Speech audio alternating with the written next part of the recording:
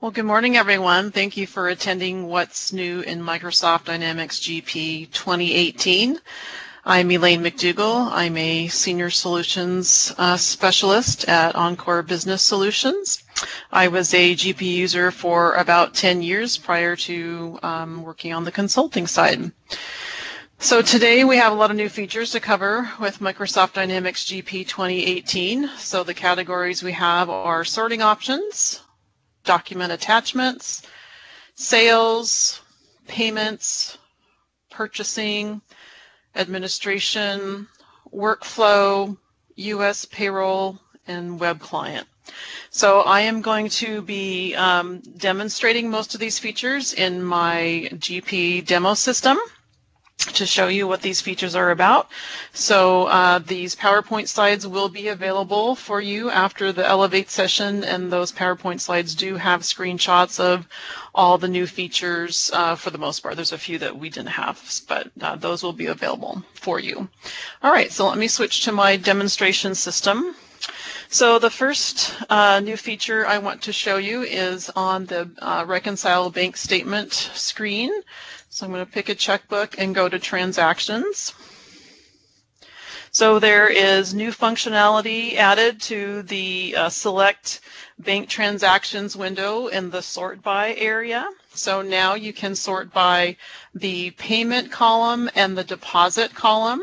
So you'll see that there are those two new selections here to sort by payment and sort by deposit.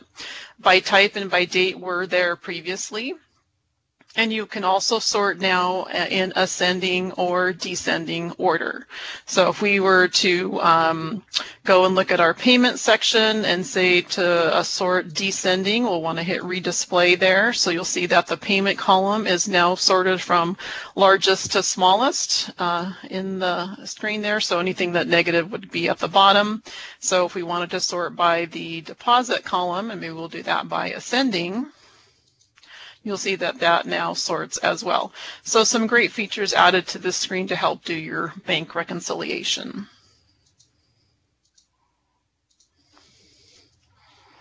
The next area is in Payables Management. So there's new functionality added to the Payables transaction inquiry by vendor and by document.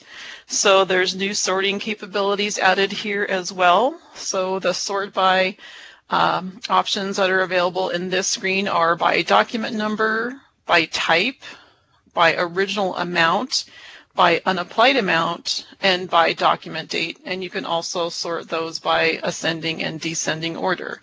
So if I pick one of my vendors, I'll make the screen a little bit larger here so you can see all the transactions. So if we sort by, so this is currently sorted by document number in ascending order, we could change it to descending. It will sort that way. If you want to sort by the document type, it does that as well in descending and ascending order.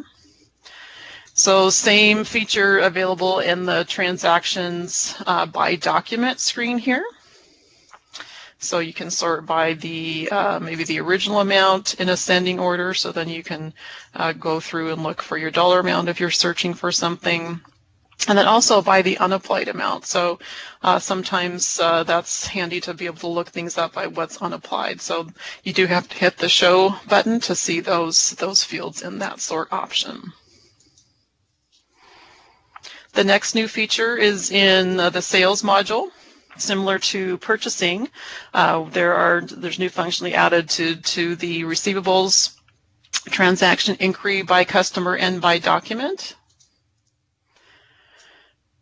So the sort by options that are available in this screen are by type, by document number, document amount, amount remaining, and the document date. So if you're looking for transactions that have amounts remaining, you can sort by that. You have to hit the show button to see those amounts in the screen.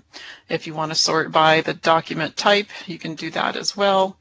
And your documents will sort there as you look through those transactions. The next area is in regards to document attachments. So GP 2018 has broadened the availability of document attach capability to additional master record windows, inquiries, and transaction entry windows. So under administration, company,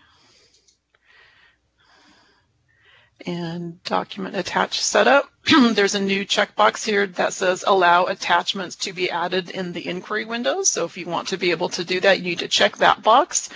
You can also password protect that ability as well. So if you only want certain people to be able to do that, you can set up a password and provide that password to those GP users. So once that's turned on, I'll demonstrate the new capabilities with the inquiry screen. So the first one is under vendor inquiry.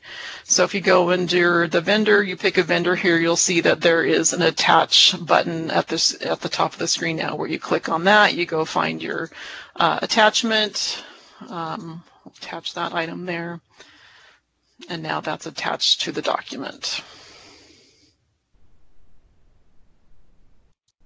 Same under sales, under the customer inquiry area, you can now attach something to the customer. So you'll see that the attach button is there as well.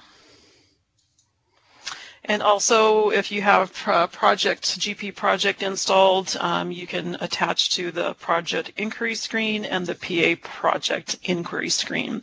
So with those inquiry screens, there was availability to attach documents in the maintenance screen already. Now it's just new capabilities in the inquiry area.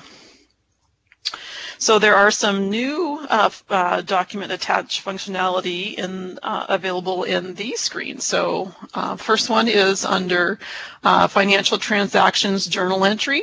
So you'll see that there's a journal entry, and you have, for this one, it's kind of hidden under this chevron. So there's the attach button there that brings you to that screen. And then similarly, under the journal entry inquiry screen, you can also attach there now that the inquiry area can do that. So there's your attach button for the journal entry inquiry. Under sales, for receivables transaction entry, there is now an attachment feature there, as well as within the inquiry area here. So if you were to pick a customer and you drill back to a receivables transaction document inquiry, you'll have the attachment button there as well, where you can attach items.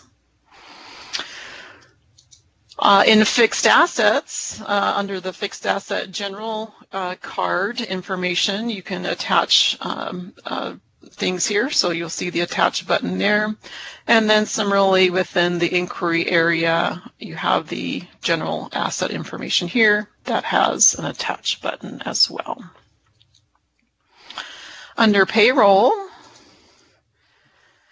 under employee cards, we have the ability to attach. Now this one is a little bit different. It's not in the upper ribbon area. It's right here next to the employee ID. So that's where that button is, a little bit different than the other screens where you can attach things. And then also in the employee inquiry area, similar button there where you can attach in the inquiry screen. And also within human resources, you have the ability to attach a document in the I-9 form screen. So lots of new features for document attachment. All right, the next new feature is going to be in our sales module. So you now can print a statement for a single customer from either the customer maintenance screen or from the customer inquiry screen. So you pull up a customer, and then there's a print icon up here in the ribbon. So if you click on that, you have two choices here, and you have a statement choice. So it brings up this print statement screen here. So it defaults to the statement ID set for the vendor or for the customer, and you can change that to a different statement ID if you like. If you hit print, it will print the statement to the screen, and then you can print it from there. So also in the customer inquiry area, pull up a customer, You also have a print icon for a statement, and it does the same thing.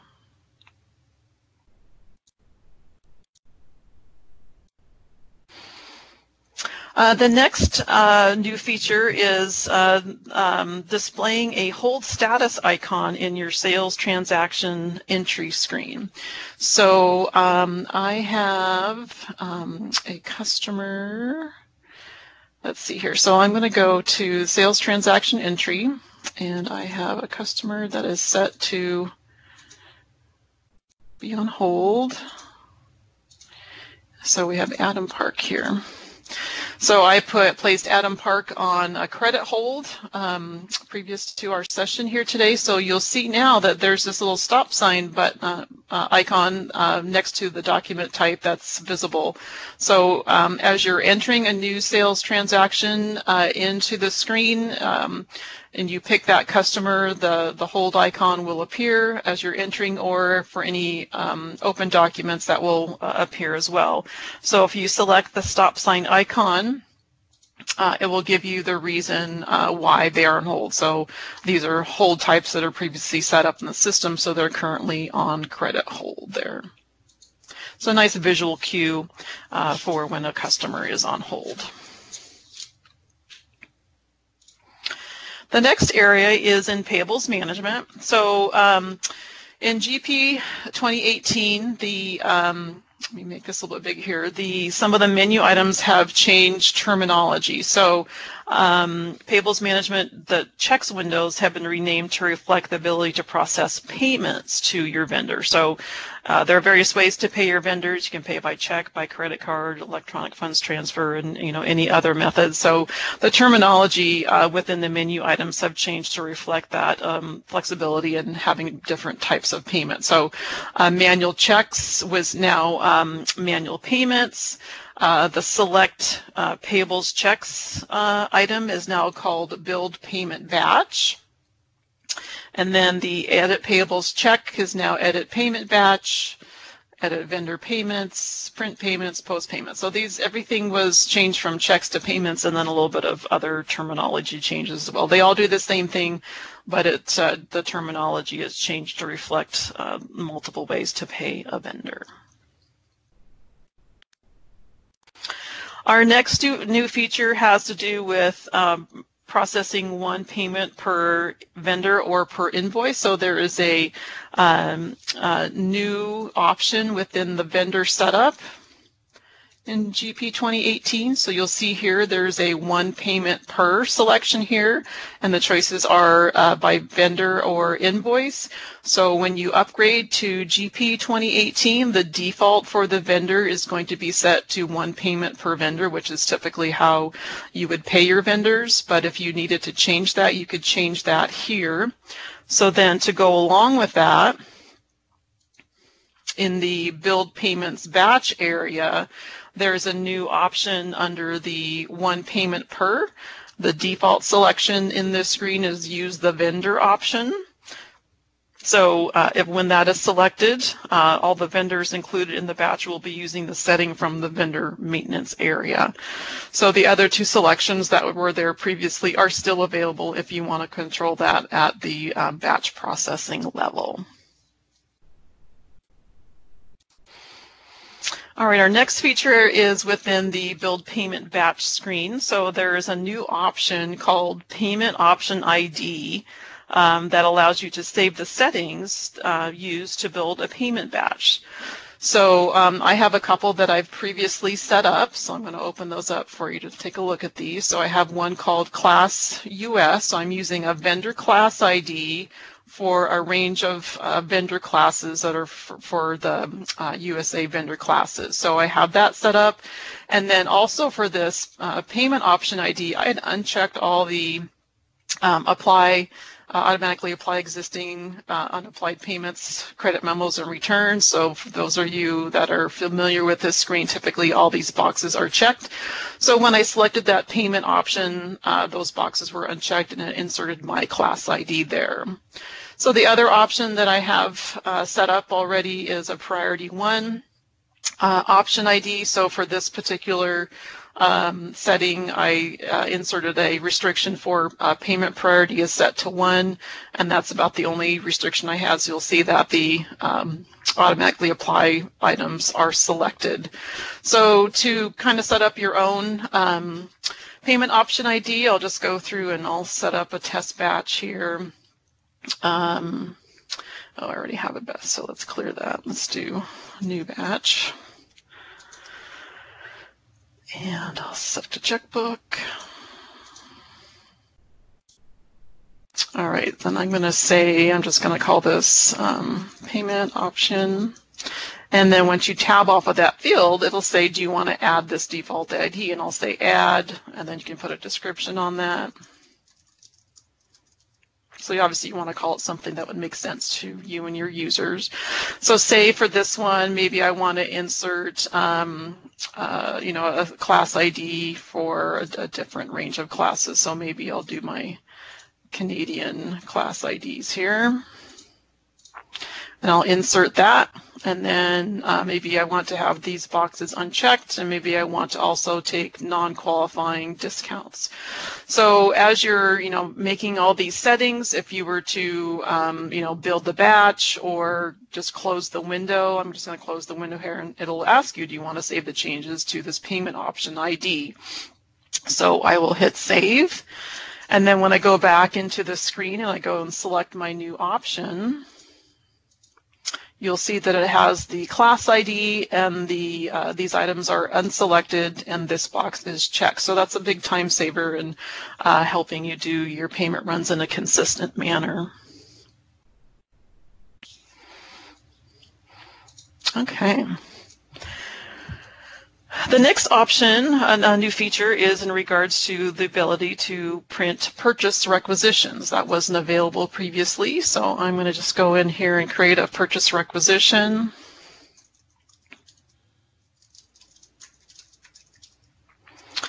And then I'm going to set up my warehouse, and I'm just going to type in pencils here. And I'm going to order 100, and each box is $2.50. And I'll just say, call it pencils. I'll add my warehouse ID, and I'll add my vendor ID here. So once that is done, you've entered your purchase requisition. You can print it from the ribbon here. You'll want to save your purchase requisition. So now there is your purchase requisition that you can print. And you can print this from the inquiry area as well as the navigation list. So for my next feature, I'm going to use this requisition that I created. So the next feature is that whenever you create a purchase order from either the purchase requisition screen that we have open here or from the purchase order generator tool, which will generate suggested purchase orders for any inventory items that you're low on quantity. So whenever you transfer this to or create a new purchase order, so within the requisition I'm going to go actions and purchase. What's going to happen is after we've printed this PO, there's the purchase order transaction navigation list is going to open automatically and filtered to display only the new purchase order that got created, so the user can see what PO was generated immediately without all the other purchase orders in that list. So here is my purchase order preview. Everything looks good. I don't have any warning signs, so I'm going to hit generate here. I'm going to print the purchase order to the screen, and then you'll see kind of in the background it's changing our view here. So here's our report saying that PO 2090 got generated, so we'll close that report. We'll close the purchase requisition entry screen, and here is our navigation list that opened automatically while we were printing that PO. So here's our PO 2090, how much it was, who the vendor is as well. So along that similar line, there's also on the purchase requisition transactions navigation list. It now will give you the requisition number and what purchase order number got generated from that requisition. So previously we didn't have that ability to see what purchase order got generated from from the requisition. There's also, in regards to requisitions and PO numbers and how they link together, on your home page, you can activate the procurement page. So you would do that by going to customize this page and checking the procurement box. So in this screen here, I think I need to refresh that here. Let me go back. This will list the requisition number and what purchase order got generated. So here's my PO 2090. So you can see this on your home page as far as what got added. So other users can add this procurement page to their home page, and so if they're wondering if a PO got generated on a requisition, they can tell by this list.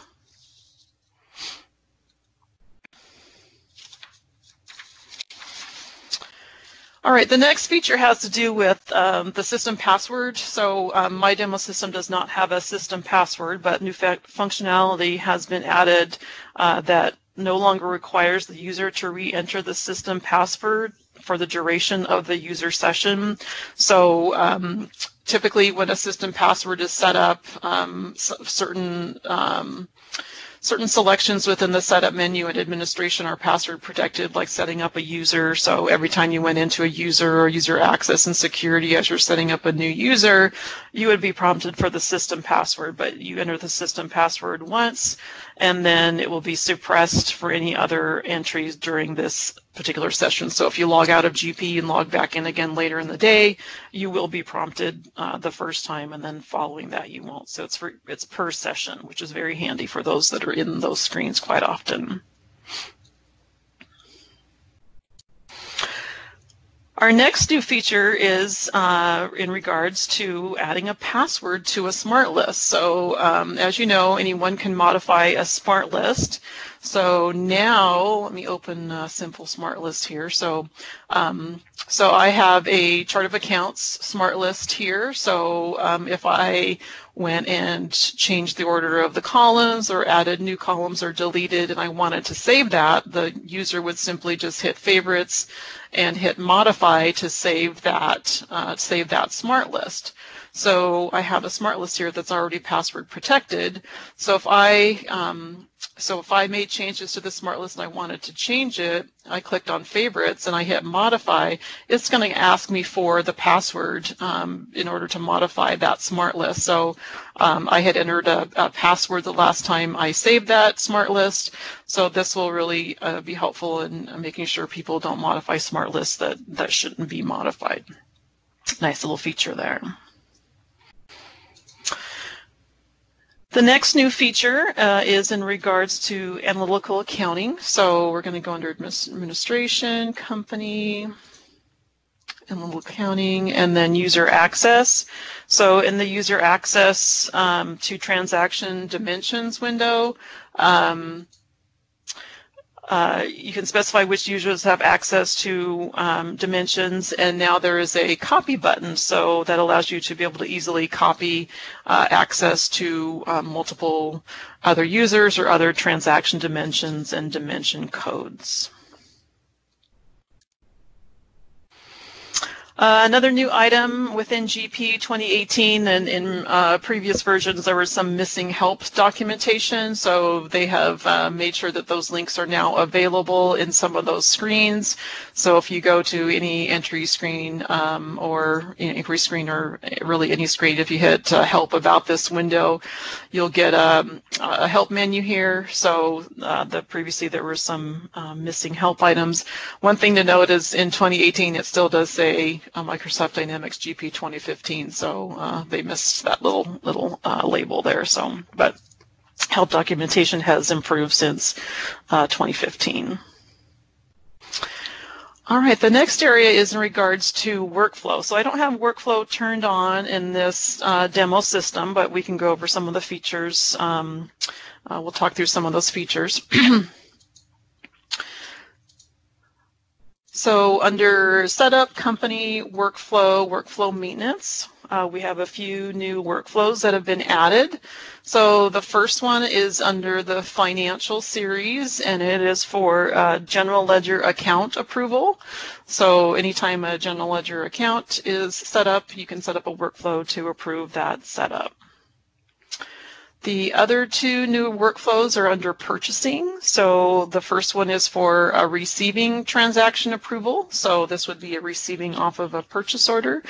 So you can create a workflow for receiving transactions, and then a purchasing invoice would be the next step in that process. You can add a workflow for the purchase invoice approval process as well. So 3 new workflows. There have been some additional fields added to some of the other existing workflows. So for the payables transaction approval workflow, some additional fields have been added. So those fields are the vendor account, the comment ID 1 and 2, the vendor class ID, and payment priority. So a few more fields are added to that workflow. Also for the vendor approval workflow here, if you set up an EFT for a vendor, so let's pull up that screen. So for a vendor under the address ID,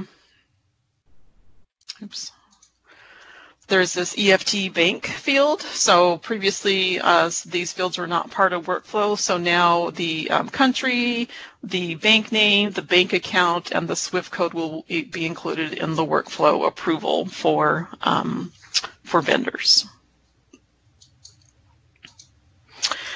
For the purchase order workflow message has some additional fields as well. So the account description field for the purchase order workflow, assignment email, and the purchase order workflow action completed email have been added.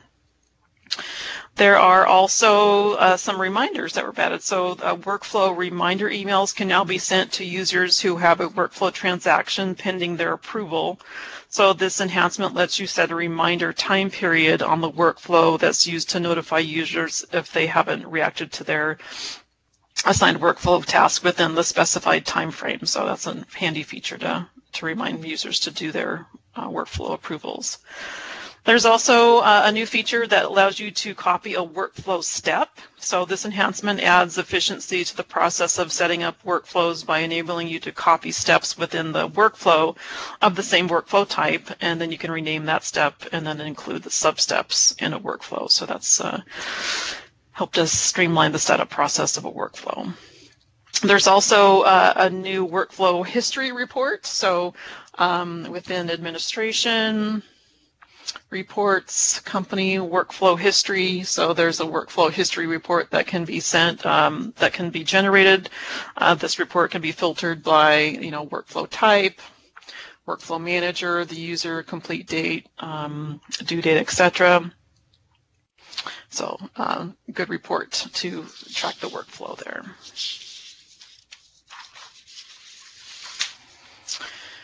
All right, our next features are in regards to U.S. payroll. So within the first feature is the ability to turn off garnishment reports. So for those that are familiar with how to turn reports on and off, you go under Administration, Setup, Posting, and Posting. So if we pick payroll and then pick computer checks, typically there are a lot of reports with this. So now you have the payables garnishment detail and payables garnishment summary reports that you can turn off. So previously you didn't have that ability, so they default to be turned on. So if you don't want those reports to be generated during your check posting process, you can turn those off during that pay run.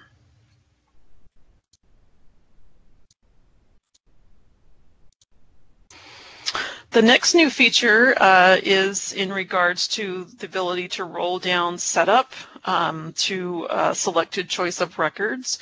So if I go into setup, payroll, and maybe I'll pick a deduction here. Pick a deduction code.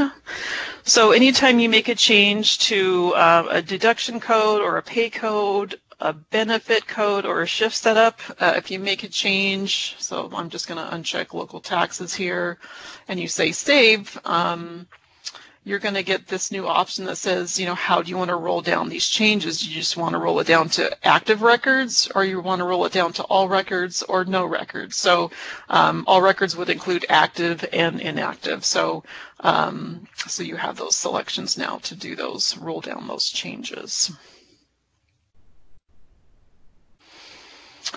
All right, the next one has to do with the pay code modifier.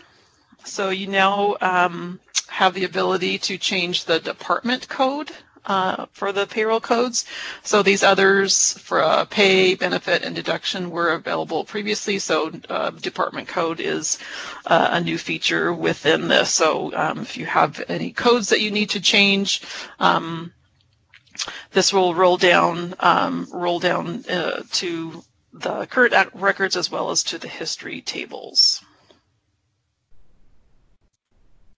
The next new feature in payroll is in regards to lookups for inactive codes. So you can now exclude inactive codes during a lookup process. So if we go to cards, payroll, deduction, I'll just pick a employee here. So if we go to the deduction code and we do a lookup, within, if you change the view, so there's this little arrow next to the view here. So it defaults to include all deductions. So if you select exclude inactive deduction codes, it will exclude any codes that were inactive. And then what you can do is you can select set as default, so that for your user only, anytime you go to look up any deduction codes, it will only look up those active codes, and you can see the selection you have here in the view. So that's handy when you have a bunch of inactive codes and they're not part of the list. All right, the next feature within payroll is in regards to reprinting the distribution detail and summary reports. So now you can reprint these two reports at any time. So this will help, you know, identify what happens during a specific payroll run and help you track down any, you know, taxable wage reconciliation issues and that type of thing. So previously you weren't able to print those two reports, so you can reprint those now at any time.